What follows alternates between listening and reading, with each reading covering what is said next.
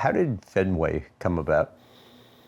So Fenway was, sometimes there's just magical experiences that happen, and I've had that dream of playing at Fenway. I've written it down over and over and over again. First as a kid, I'm going to get drafted, and then since I'm going to play it, we're going to play at Fenway, we're going to sell out Fenway. And so out of nowhere, this was back in 2022, just out of nowhere, I got a phone call from the CFO of the Red Sox. He said, "Hey, I've been following what you guys are doing. You guys are doing pretty cool stuff. I saw you just did a little tour," and he said, "Would you ever be interested in playing at Fenway?" And I was like, "Yeah, I mean, I think we could probably work something out." And I'm like, it's freaking out in my head. So we started that process. We visited. They actually had me, I speak to their team. I spoke to a lot of their front office, and we made a deal. And it was mind-blowing to me. Were you concerned about what the terms could be at first, or it was clear based on that initial call that figure this out? I think we were very clear on what our non-negotiables were. Mm-hmm. And for us, it's the fan experience.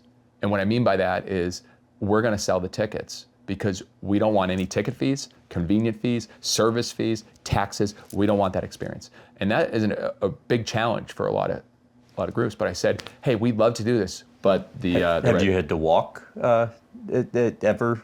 What do you mean? Have you had to say this isn't going to work? Oh yeah, we had other major league teams. We had a handful that were on the docket for this year that we just said, hey, if we can't work together, we're gonna go somewhere else, and we're gonna prove it. How did you find out it was sold out? It was a crazy thing that happened. We did our World Tour draft where we announced where we're playing, and I got to go on the mic with my parents there and announce that we were going to Fenway Park, and it was emotional experience. You could see my dad, it was actually captured in the broadcast, and you could see him, the emotions coming over him. And we already talked, he knew we were going to Fenway, but just that announcement, this is real. And what about that makes you emotional now? Well, seeing the response. So for me that night, we were this small team playing in a small little stadium that only sold a handful of tickets when we started. People didn't believe we could sell out Savannah. But now to say we're going to major league stadiums, and so when I think about that moment and how powerful that was, and to see my dad, a guy who got me to be honorary bat boy for the Red Sox when I was 5 years old, the guy who took me to Fenway over 100 times, say, Dad, we're doing this. And I believe we're going to sell it out. And then within 24 hours, we had 100,000 people that signed up for potential tickets at Fenway. So I knew this was selling out. Yeah. What did your dad say? He just kept saying, this is amazing. He goes, Jesse, I'm going to need a lot of tickets. He's like, I got to take care of so many people up here. And I go, Dad, what do you want to do? There's 100,000 people that want tickets. And for him, it was just, he grew up there his whole life, and he had all these people that he's known for so long that got to see us at Fenway. And so special. Fenway was their ballpark growing up. And of course, Jesse wanted to be a player there, but he was able to get to Fenway in a different way. And of course, way more special now than if he had just been a guy on the roster who got to throw a few innings. And it was a really special place for him to be able to take the company that he built to the place that he idolized when he was younger.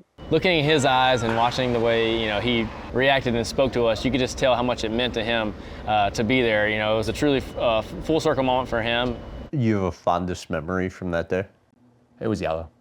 Because that night, there was so much on my mind. I'm running from thing to thing. I'm thinking about every single thing. But then, in the 8th inning, I walked out and I announced, hey, fans, thank you for being a part of this. And let's light up the sky here at Fenway. We turned the flashlights on, the lights went off, and I looked out and I was like, wow, we did this. And I saw 37,000 people singing Yellow, and I was like, yep, I'll never forget this. And there's a clip from Pursuit of Happiness with Will Smith. It's like, this right here, this is called happiness. And that I ended up finding that clip and put it to that moment because someone on our team captured me in that moment. And you could see I was biting my lip because I was trying to hold the emotions in. That was it right there. I'll never, ever forget that moment.